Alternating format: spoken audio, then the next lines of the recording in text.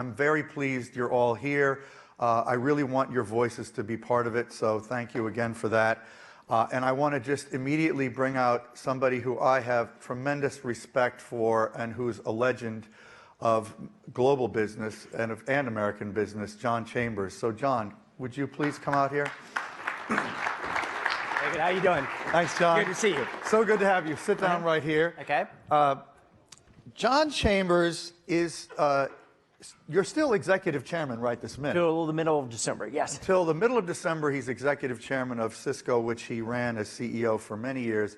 And when he arrived at Cisco as CEO, what year was that? I came to Cisco in January of 91, became CEO in January 95. That's the year I started covering tech. That's exactly the month I started covering tech, January 91. So both of us were lucky. No wonder we've known each other a long time. Cisco had 70 million in revenues when he arrived in January 91. When he left, which was about 2 years ago, they had 50 billion in revenues. They had 400 employees when he arrived. They had 75,000 employees when he left. So there's cause for him being a legend. He is one of the great leaders and thinkers of American business. And not only is he really very effective and thoughtful manager, but he has an ability, as you'll see, to think about the context of business in an extremely constructive way, and he has engaged at a global level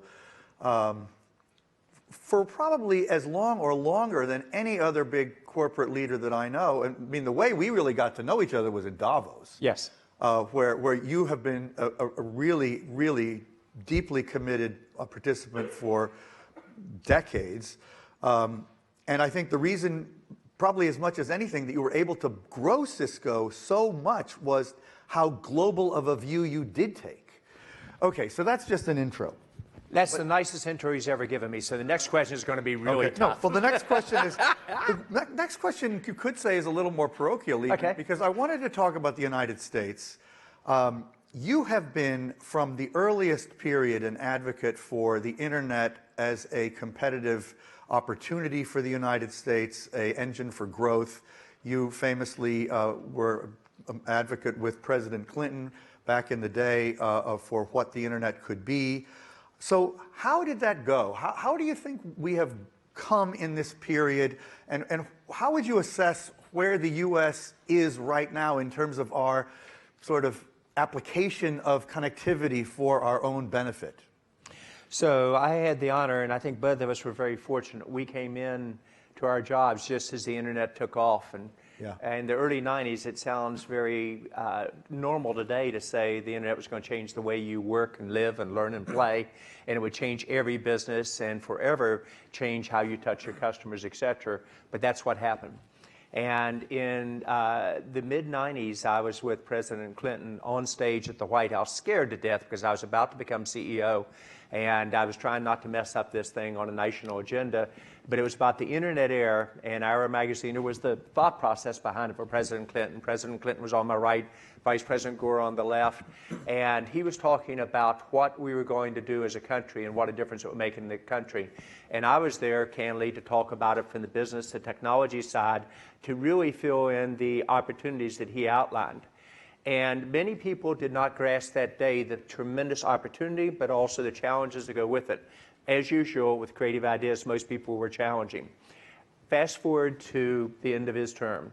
In 8 years, and remember I'm a moderate Republican, which is kind of endangered in this world, but basically 24% in the average American household income. Last time America got a raise was 2000. 34% growth in GDP and 22.5 million jobs. Wait, the 24% was what exactly? Average mean American household income increase. In other words, the average person from 1992 to the time that he left office, their income went up by 24%. But it was around the internet era and people got it. Now, where we are today is the U.S. clearly led in this last transition and was literally years ahead of everyone else. David, today, it's not the case. We are the only major country in the world that does not have a digital air plan that is at a national level, not just for the country, but also in terms of startups, job creation, et cetera.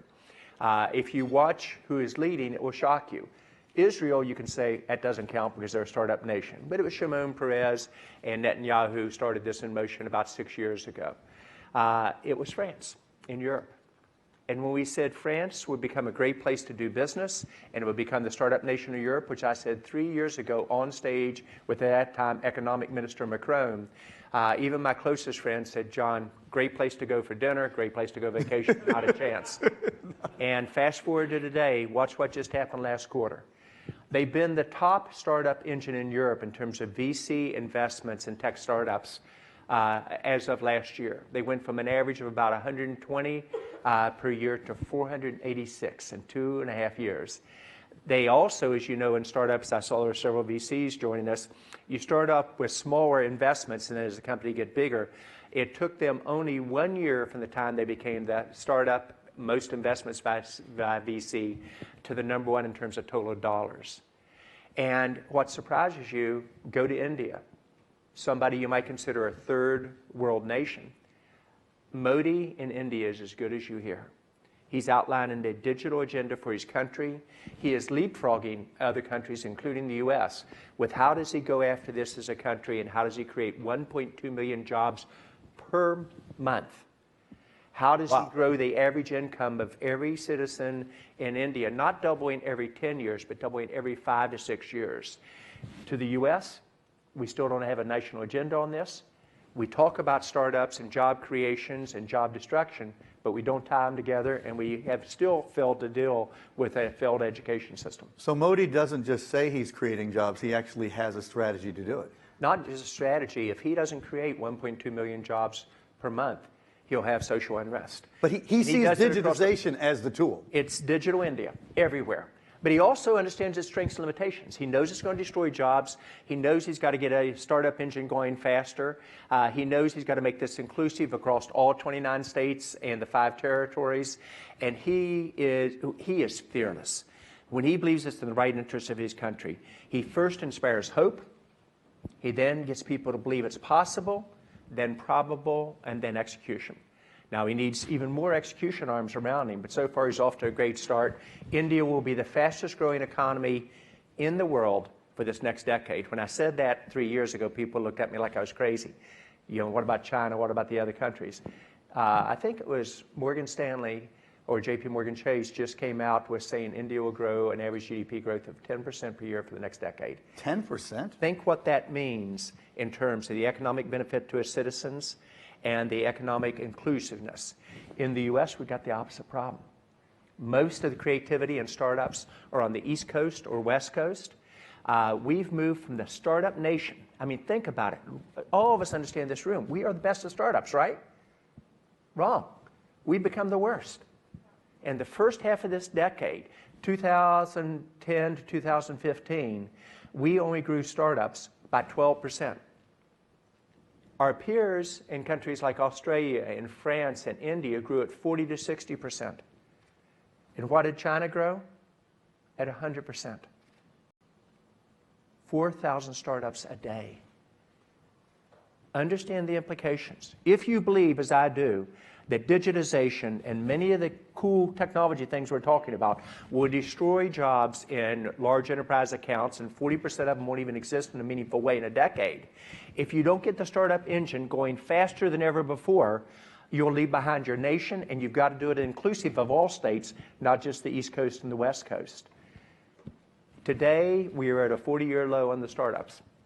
Today, you're going to struggle to see the NASDAQ get to 100 IPOs this year, and under 100 last year, and we normally do 200, 240. At a time, we should be doubling and tripling our IPOs to achieve the 25 to 30 million jobs our political leaders have outlined. We're going the other way. So on the one hand, I'm a huge optimist in what this means. It will occur probably 3 to 4 times faster than the internet era. On the other hand, if we don't deal with our basic issues in terms of inclusion, in terms of education system that has failed, in terms of a startup engine that is the envy of the world, not in last place of the major countries, we got a problem. Geez, I'm glad you're leaving Cisco. You're letting yourself think about some other good stuff. We need your voice on this. Thank you so much for saying that. That's well, it's fun, but you know, I have lots of weaknesses. My wife could give you a list. She could talk for an hour on it. But I can talk about market transitions, and I get those. And I understand how to take a market transition, identify the right leaders, and make it happen. So in my next life, I'm going to take 10 to 12 startups and lead by example. They won't just be here in Silicon Valley. They'll be spread throughout the country, in Texas and in Georgia, and in Colorado and in Illinois and in West Virginia and in New York and in Berlin and Paris and also in India. Not because that's a good business strategy, because those of you in VC world know you're better off staying close to home. But I want to show we can really make it inclusive. My job is to see those grow 25 to 50% a year in terms of headcount, and to be a model where I can push the country on how we do things differently and have fun doing it. So talk about how you're picking the companies you're getting involved in. Well, you and I have had a lot of debates, David, about when you think about innovation, so many companies, organizations innovate in a silo and they do it one time. Very few, and you can go through them, an IBM, an Intel, even a Microsoft, great companies, for decades primarily got 90% of their revenue from one product area. They didn't reinvent themselves. At Cisco, we would try to reinvent ourselves. We're not perfect, and I made mistakes, but we moved from our products being routers that were 90% of our profits and growth to about 15%. You made big bets and took big risks, no question. Always. And we missed some of them, but that's part of leadership. But we did 180 acquisitions very well. 2 out of 3 worked for us in an industry where 90% failed, but we developed a replicatable process. And we said, here are the golden rules of acquisition. And today, I think Oracle is the only one that comes close to us in terms of their success. They would say they followed our playbook exactly. Now, fast forward to how I look at startups. The key technology trends is the most important thing to get that will introduce market transitions. So no surprise to the people in this room. Artificial intelligence, where we're going with cloud, where we're going with big data, where we're going with security, where we're going with mobility, and with social media. And how do you combine those to catch a market transition that you pick the leader within that group, ideally 1 to 2 years before the transition occurs? And so my replicatable playbook is very simple. The first thing I do is get the market transition right, whether that's in drones, whether it's in social media, whether it's in security, whether it's in mobility, whether it's in big data, analytics, et cetera, or the next source of protein. Protein will be food. And the more stretch. Finish that food one quickly. Just the next source of protein will be? I will predict to you all in this room, and David, you've watched me do this, 7 or 8 times over the years. Voice will be free. The internet will change the world. Digital countries. The primary source that you will be having a protein in your life, definitely within 20 years, maybe in 15, will be insect protein. It won't be the poor that does this. It will be so balanced because it will be the cleanest form of protein that you can produce at the least challenge to the environment. And it will be done through robotics, and it will be done through big data, and it will be done through cloud applications, completely transforming our ability to consume, because we're going to run out of land to grow crops and to grow meat and poultry and other things. So my big bet, if you were taking a really stretch one, bet on a company called Aspire out of Texas, run by a brilliant young CEO, gets the market transition right, understand what's about to occur, brought a bunch of other really good MBOs and doctorates with him, and they are leading the world in terms of insect protein for the future. Using crickets. Crickets is the easiest one because you can grow them dramatically faster, dramatically clean source of food, the ability to control what they eat, what they consume. By using robotics and big data, you can grow them 50% bigger in a third the time. It's the cleanest source for protein power you can get. And I had a dinner the other night just to prove the point. 7 courses at one of the top restaurants in the world, Michelin 3-star restaurant in San Francisco called Sejan's.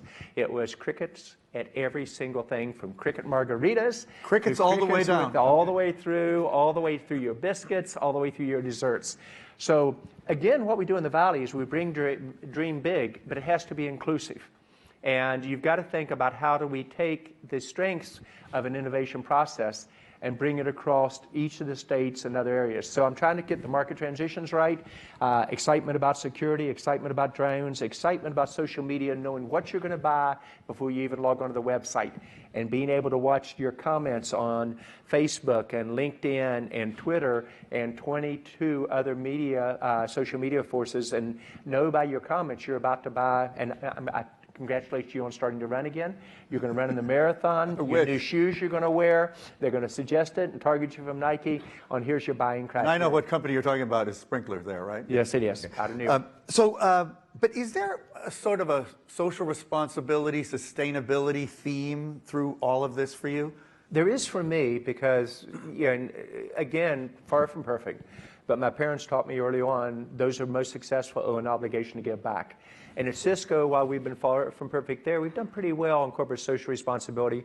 We've won every major corporate social responsibility award almost there is, from the top company in America by both the Obama and Secretary Clinton gave us the award, and then with President Bush and Condoleezza Rice.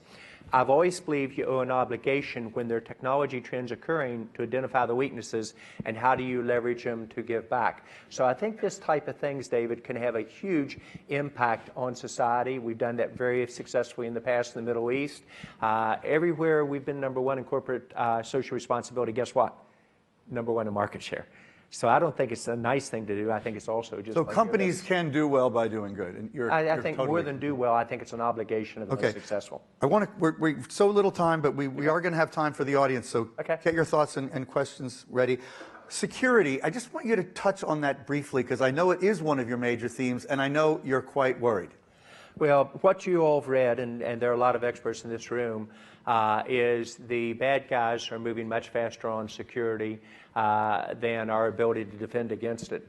I think it needs to be one of the top 5 technology trends of this next year on cybersecurity. I've not seen anybody put it at that level in terms of there's got to be breakthroughs, architectures, et cetera. On some of the elements that I'm involved in, this ties the big themes back to what I do personally. A company like Pindrop, which was #1 player in fraud prevention at your credit card accounts, et cetera, is now becoming the #1 in terms of voice authentication. Voice, we made it free, 15 years ago, my statements on that, it did become free. I thought it was a platform of the past, it's going to be a platform of the future.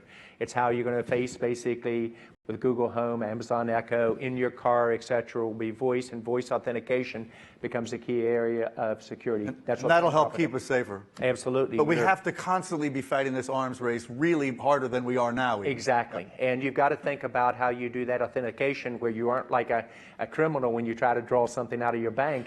Basically, it identifies your voice, it identifies your device, it identifies your biometrics, it identifies your pattern that you use in coming off your mobile phone.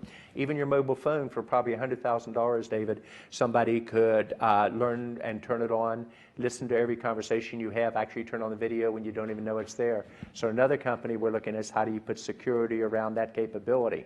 But bottom line, try to get the market transitions, get a really good CEO, get somebody who's got the first couple lighthouse accounts, a good board of directors around them, a vision to become 1 or 2 in the area, and something that does good for the world as well. Oh, I would love to have that formula applied to techonomy.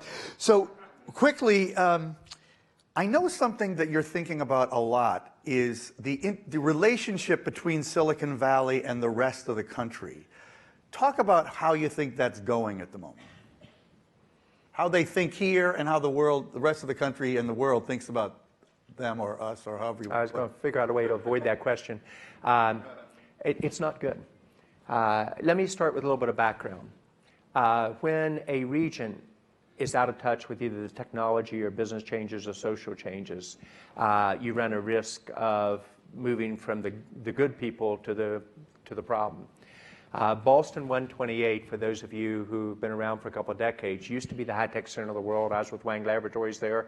We knew it. We were great institutions, MIT, Harvard, et cetera, on it. Probably 2,000 or 3,000 major high-tech companies of different sizes on it. Fast forward to today, they missed the market transitions. They were out of touch. We didn't understand mini computers weren't the future, didn't move to software, the PCs, the internet, and we got left behind. Silicon Valley runs a risk that we could miss major market transitions, including how people view us around the world, that we can't be viewed as a region, even though we're very well-meaning, that says we can help solve your problems, and yet we're creating unemployment, and then say the answer is going to be, we'll give you a stipend or a universal income. Nobody out of the states I'm from that I know, out of Indiana, out of an Illinois, out of a North Carolina, out of a West Virginia, out of Georgia, wants to go home to their kids and say, I've got a guaranteed income. They want a job that's meaningful. They want to have a chance for the future. And they're going to take risk and push people to do things to make that happen. So I think we run a danger in the valley, even though very well-meaning, of being viewed as the cause of the problem rather than the solution. And we've got to be very careful not to impose our views on the rest of America who believe, thank you, who believe for the first time their kids are not going to have a better life than they do, and they're probably not going to have a better life than the parents. So let's get back to it. Let's make every state a startup state. That's why I was in West Virginia a week and a half ago. Yeah. That's why I'm in Georgia. How do we really, if France can do it, can you imagine? France can do it, and they're kicking our backside again and again and again, and we still have no national policy. And they still can cook too. Yeah. Yes. So, but no, and I know crickets. I know, right? Pretty soon. Okay. But and very quickly, I know that in your investing, you're going to be in these 10 or 12 companies, and they're not going to be mostly in Silicon Valley. That's a policy decision you've made, right? Exactly. They're going to be spread across 6 other states at the present time in terms of planning, 3 countries, Berlin, France, and India in terms of the countries. And I'm going to try to lead by example because I think you can get this diversity. I think you can develop a replicatable process for how does it occur. And then each governor perhaps can, if we're not going to have a national policy, each governor can say, here's my policy for really changing my country.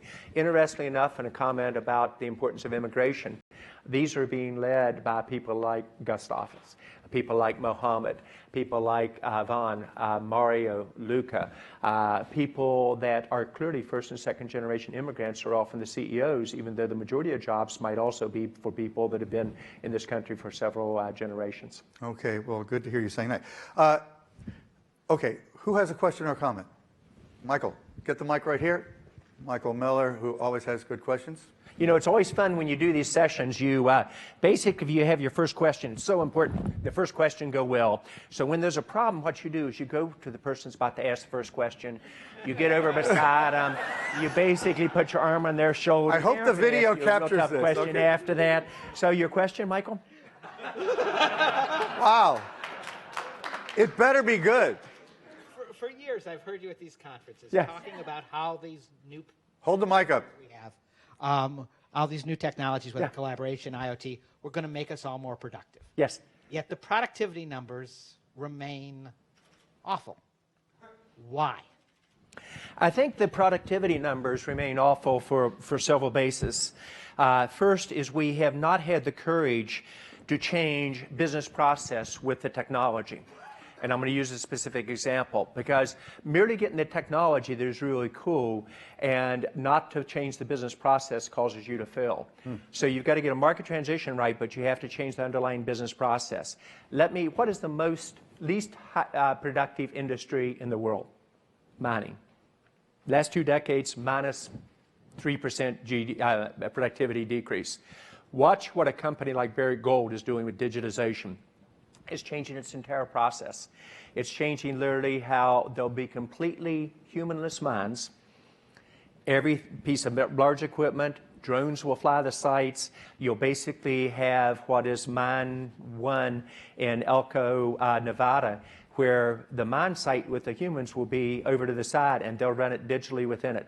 They will take the price of gold from $800 per ounce to produce and mine down to $700 to $600 to $500. It'll transform an industry. The point that I'm making, however, is what John Thornton, who's their executive chairman, he's changing the whole process behind it. So you're about to see a wave of productivity occur at a tremendous pace, and it will be one that will translate through. Now, the danger is if you don't create more jobs at the same time you do productivity, you all know the math. This means the unemployment levels go up. It means we've got a real problem with employment 5 to 10 years out in this country. Did France look at the negatives of this? Yeah, they understood the negatives, but they understood they could do it inclusive across their whole country. Did India look at the negatives of this? Absolutely. But they had a whole different attitude on GDP growth and productivity growth and average income growth. We used to be the country of dreamers. My question is, have we lost our ability to dream and make it happen? And so I think your question hit right at the very heart. We have to have the courage to lead this change, not follow reluctantly. And if we follow reluctantly and we don't make it inclusive of the various states, we're going to have social and political behavior that might surprise us. Wow. Okay. Who else? There. John. The mic's right by you there. Take it. Thank you. I'm not expecting you to come over here, although that was Only if your question's tough. I've already figured where your exit is. I'll catch you before you can get there. So, John Kao, I know of your engagement. And I like the tough questions. Don't let me slow it down on that. It's just fun. He's good at that. Of education. Yes. Education's the wellspring of a lot of the entrepreneurship, competitiveness, et cetera, addressing America's challenge. What are a couple of your big ideas about how we can fix education, and what is the role of technology in that equation? So I think technology is the enabler for this change. I think as a country, we've got to quit talking about STEM and go straight to technology on the answer.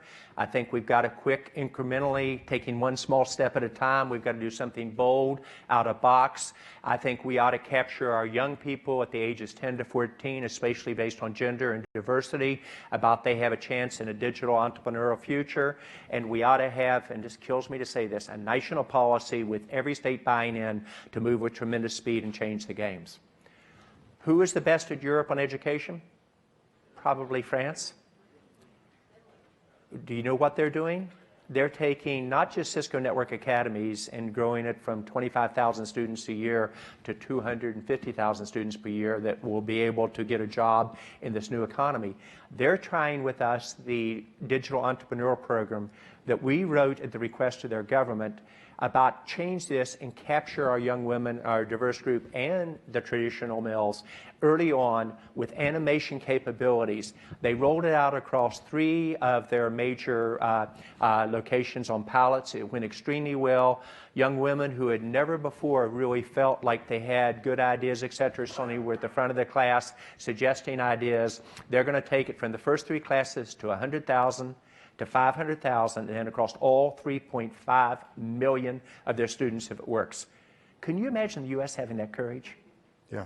Why not try it and see if it works? So to answer your question, I think our education system is broken. The universities aren't as far ahead. We've got to change that very quickly. Okay, this great session is running out of time, but let's get one more here. That's yeah, nice way of John, saying my Dan answer's Monroe quicker. from Forbes. Yes. Quick question on healthcare. So Warren Buffett earlier this year said that healthcare is literally a tapeworm eating away at our global competitiveness, and he gives the American economy a 5% handicap just on the healthcare costs. How do we solve that? What's the solution? Well, Warren's a brilliant man, and he's thought about this in many ways. I disagree that we have a major disadvantage versus traditional players. I would argue that the cost of healthcare in Europe, Japan, and other areas with actually an older and a faster aging group, they're going to go bankrupt before we do. But the underlying premise is absolutely right. It is doing such a damage to our economy and GDP. I have 2 parents who are doctors. My brother-in-law has been CEO of 4 pharmaceutical companies. My other brother-in-law runs the largest healthcare system in North Carolina in terms of the University of North Carolina. We've got to get the productivity going in this, and we've got to get the incentives and the traditional ways of doing healthcare to think out of box. I think an approach of let's get 5 to 10% growth in productivity in terms of measured by the cost of giving a superior service, and let's use all these capabilities we talked about before. I'm a little bit of an optimist here, however, because if you follow venture capital, that's usually where the next transition is going to occur. A lot of venture capital money going into healthcare for the first time in quite a while. So I think it's there, but again, we need our political leaders to align with where is the future going, and we need these tax changes that are occurring, don't misunderstand me, but that's been an issue for 15 years. We need both political parties to paint a future of America of greatness, and how technology enables that, and how do we use our innovation, how we get it back on track, and come to grips with we're falling behind. Okay. Unfortunately, we got to ask you the last question. Okay. Given the moment we're in, it's very easy for a lot of people, even sophisticated people, educated people, to sort of throw up their hands and say, I just can't make a difference because it's kind of getting out of my control. Does that make any sense to you? And how do you rebut that, I guess, is the question. I think it makes a lot of sense because sometimes it's so easy to feel helpless with all the changes that are going on. Unfortunately, I think this is the new world we deal in. I don't think it's going to get less complex or less challenging. I think this is the new norm. However, what I focus on is market transitions. and that is clearly occurring now, David. I believe even perhaps the toughest transition in the world, global peace, can be used with technology and startups to completely change Thank you for bringing the that in. economy. And I learned this from Shimon Peres, who is almost like a second father to me, a great friend for 18 years. We dreamed together. He took me into Upper Nazareth, Lower Nazareth, literally with the Christians, the Jews, and the Arab population together, and the crowds would come around him. I thought we were going to get killed. He was just so relaxed in that, and he set out a dream for Israel along with Prime Minister Netanyahu to not just keep it as the innovation nation, but to include the diverse pockets, 40% of the Arab population who didn't participate and the Orthodox Jewish population who did not participate, and say, how do we change this? First in Israel, then in the rest of the Middle East.